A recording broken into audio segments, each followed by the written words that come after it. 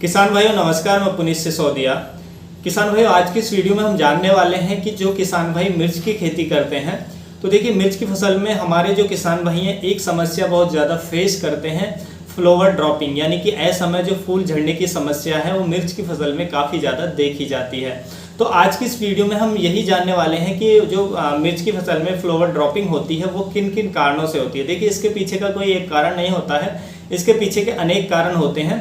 तो हम one by one इसके पीछे के क्या कारण होते हैं उसको समझेंगे और उसको कैसे ठीक करना है ये भी समझेंगे। और इस वीडियो में हम एक बेस्ट दवाई के बारे में भी जानेंगे जिसका स्प्रे करके आप फ्लावर ड्रॉपिंग की समस्या से बच सकते हैं। उसके साथ साथ जो आपकी फ्रूट की क्वालिटी है, जो फल की क्वालिटी है, वो भी आप इंक्रीज कर सकते हैं। तो वीडियो काफ़ी इंटरेस्टिंग होने वाला है। अच्छा लगे तो लाइक कीजिएगा, अच्छा ना लगे तो आप इसे डिसलाइक भी कर सकते हैं। और यदि आप हमारे चैनल पर नए हैं और हमारी जो वीडियोज हैं आपको अच्छी लगती हैं, आपके लिए यूजफुल होती हैं, तो आप हमारे चैनल को सब्सक्राइब करके हमसे जुड़ भी सकते हैं। तो देखिए मिर्च की फसल में असमय फूल झड़ने के यानी कि फ्लावर ड्रॉपिंग के पीछे के अनेक कारण होते हैं। उनमें से पहला जो कारण होता है वो होता है टेम्परेचर। जी हाँ, देखिए जो हमारी मिर्च की फसल है उसके लिए जो अनुकूल टेम्परेचर होता है वो 20 डिग्री सेल्सियस से लेके 35 डिग्री सेल्सियस तक होता है। यानी कि इस टेम्परेचर में हमारी जो फसल है वो अच्छे से ग्रो करती है। लेकिन यदि टेम्परेचर 35 डिग्री सेल्सियस से ऊपर जाता है तो भी फ्लावर ड्रॉपिंग की समस्या हमें अपनी फसलों में देखने को मिल सकती है। उसके साथ साथ जो टेम्परेचर 10 डिग्री सेल्सियस से नीचे जाता है तो भी हमारी जो फसल है उसमें फ्लावर ड्रॉपिंग की समस्या हमें देखने को मिल सकती है। तो देखिए इससे बचने के लिए आपको क्या करना है, यदि आप गर्मियों की फसल ले रहे हैं, क्योंकि गर्मियों में जो टेम्परेचर है वो 40 से ऊपर भी चला जाता है, 40 यहाँ तक कि 45 डिग्री सेल्सियस तक भी पहुँच जाता है।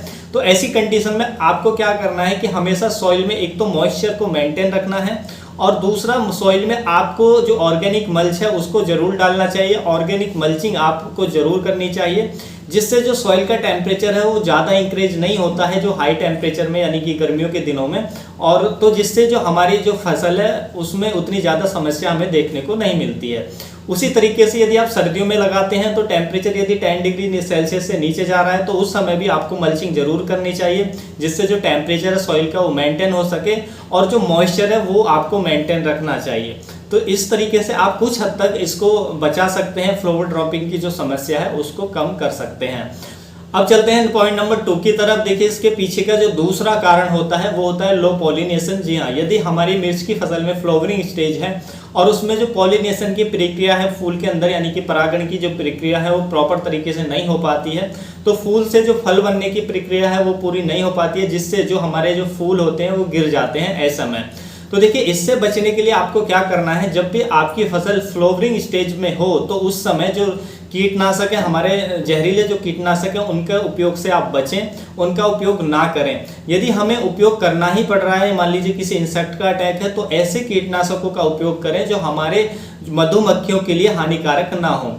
तो ऐसे कीटनाशकों का उपयोग करते हैं तो जो मधुमक्खियां हैं वो ज़्यादा से ज़्यादा हमारी फसल पर बैठती हैं, जिससे जो पॉलिनेशन है, परागण की क्रिया है वो प्रॉपर तरीके से फूल के अंदर होती है, जिससे उससे जो ज़्यादा से ज़्यादा फूल हैं वो हमारे फलों में कन्वर्ट हो पाते हैं। तो इसलिए आपको ये ज़रूर ध्यान रखना चाहिए जब भी आपकी फसलों में फ्लावरिंग स्टेज हो। दूसरा आप देखिए जो हमारी मधुमक्खियां हैं उनको अट्रैक्ट करने के लिए अपनी फसल के चारों ओर कोई जो हमारी फूलों की फसल है वो उगा सकते हैं, जैसे गेंदा की फसल या कोई अन्य फसल, जिससे जो मधुमक्खियां आपके खेत की तरफ ज़्यादा से ज़्यादा अट्रैक्ट हों, ज़्यादा से ज़्यादा आपके खेत के अंदर आएँ, और जितनी ज़्यादा मधुमक्खियां आएंगी उतने अच्छे तरीके से जो पॉलिनेशन है वो आपके खेत के अंदर हो पाएगा, जिससे फ्लावर ड्रॉपिंग की समस्या से बचा जा सकता है। अब आता है पॉइंट नंबर 3। देखिए पॉइंट नंबर 3 है हमारा हाई नाइट्रोजन लेवल। देखिए यदि हमारी सॉइल के अंदर यदि नाइट्रोजन ज़्यादा, यदि आप यूरिया ज़्यादा दे रहे हैं तो उससे भी जो फ्लावर ड्रॉपिंग की समस्या है वो अपनी फसलों में हमें देखने को मिल सकती है।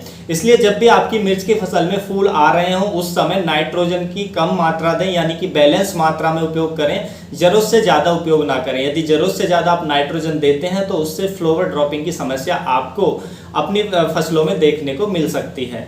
अब चलते हैं पॉइंट नंबर 4 की तरफ। देखिए पॉइंट नंबर 4 है कि या तो आप अपनी फसलों में टू मच इरिगेशन कर रहे हैं या टू लो इरिगेशन कर रहे हैं, यानी कि जरूरत से ज़्यादा सिंचाई कर रहे हैं या जरूरत से कम सिंचाई आप कर रहे हैं, तो भी आपको अपनी फसलों में जो फ्लावर ड्रॉपिंग की समस्या है मिर्च की फसल में वो देखने को मिल सकती है। तो देखिए जब भी आपकी जो फसल है वो फ्लावरिंग स्टेज में उसमें फूल आने शुरू हो गए हैं तो पानी की कमी नहीं होनी चाहिए और पानी की अधिकता भी नहीं होनी चाहिए। यदि आप जरूरत से ज़्यादा पानी देते हैं, उसमें जलभराव रहता है, तो उसमें रूट रॉट की यानी कि विल्ट की समस्या आपकी फसल में देखने को मिल सकती है, जिससे फ्लावर ड्रॉप भी हो सकता है और लीफ फॉल भी हो सकता है। तो इसलिए इससे बचने के लिए जो पानी का मैनेजमेंट है वो बहुत अच्छा होना चाहिए, अच्छे से पानी आपको देना चाहिए। देखिए, यदि आपका जो खेत है वो इकसार नहीं है, वो लेवल नहीं है, फील्ड और ऊंचा नीचा है, तो उसमें आप फिर ड्रिप इरिगेशन जो सिस्टम है उसका यूज करें, जिससे जो पानी है वो उचित मात्रा में हमारे पौधों तक पहुंच सके, जरूरत से ज़्यादा भी ना मिले और जरूरत से कम भी ना मिले। तो फिर हम इससे जो ये समस्या है फ्लावर ड्रॉपिंग की, तो इससे बच सकते हैं। उसके बाद आता है पॉइंट नंबर 5। देखिए, पॉइंट नंबर 5 होता है डिजीज एंड पेस्ट, यानी कि यदि आपकी फसलों में किसी डिजीज का अटैक है, फंगस जनित रोग का अटैक है, तो भी आपकी फसलों में जो फ्लावर ड्रॉप है आपको देखने को मिल सकता है। या किसी इंसेक्ट का अटैक है, स्पेशली जो सकिंग पेस्ट होते हैं, रस चूसने वाले कीट हैं, उनका अटैक है, तो भी फ्लावर ड्रॉपिंग की समस्या आपको देखने को मिल सकती है। तो इसलिए इंसेक्ट का अटैक यदि आपकी फसलों में, डिजीज का अटैक है किसी का, तो उसको कंट्रोल करें, तो फिर आप इस समस्या से बच सकते हैं। तो किसान भाइयों, ये मैंने आपको कारण बताए जिन वजह से आपको अपनी फसल के अंदर जो फूल झड़ने की समस्या है, फ्लावर ड्रॉपिंग की समस्या है, वो देखने को मिल सकती है। तो इनमें से जो भी कारण है उसको पहचानें, उसको यदि आप ठीक करते हैं तो आप आसानी से फूल झड़ने की समस्या से बच सकते हैं। देखिए, फूल झड़ने की समस्या को रोकने के लिए जो सबसे अच्छी दवा आती है वो प्लानोफिक्स के नाम से आती है, बायर कंपनी की। तो आपकी फसल जब भी फ्लावरिंग स्टेज में है तो आप प्लानोफिक्स का एक स्प्रे ले लें और उसके 20 दिन बाद स्प्रे को रिपीट कर दें, तो इसके आपको बहुत ही अच्छे रिजल्ट अपनी फसलों पे देखने को मिलेंगे। फूल अधिक संख्या में आएंगे, फ्लावर ड्रॉपिंग आपको देखने को नहीं मिलेगी, उसके साथ साथ फूलों से जो फल हैं वो अधिक संख्या में बनेंगे, फलों की क्वालिटी इंक्रीज होगी।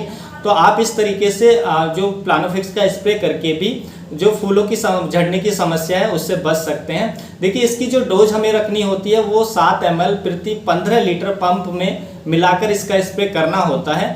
तो आप जो फसलों में फ्लावर ड्रॉपिंग की समस्या उससे बच सकते हैं और इसके रिजल्ट भी आपको काफ़ी अच्छी देखने को मिलेंगे। तो किसान भाइयों, यही थी आज की जानकारी। अच्छी लगी तो वीडियो को लाइक करें, अन्य फार्मर के साथ इसको शेयर जरूर करें ताकि उन तक भी ये जानकारी पहुंच सके। मिलता हूं आपको नेक्स्ट वीडियो में नई जानकारी के साथ। अपना ख्याल रखिएगा। धन्यवाद।